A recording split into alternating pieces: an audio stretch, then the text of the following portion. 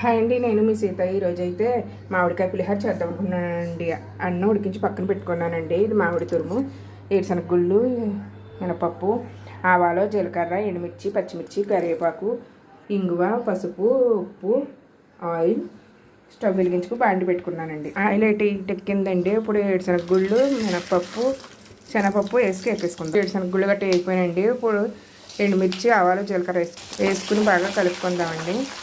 ఇప్పుడైతే కరివేపాకును కూడా వేసేద్దాం. వేగిపోయినండి. మామిడి తురుమును కూడా వేసేసుకుందాం. పసుపు, ఉప్పు వేసుకుని బాగా కలుపుకుందామండి. వేగిపోయిందండి. ఇప్పుడు ఇంగువను కూడా వేసేసుకుందాం. అంతేనండి, వేగిపోయింది. ఇప్పుడు ఈ గుజ్జునంతా అన్నంలో వేసుకుని బాగా కలిపేసుకుందామండి.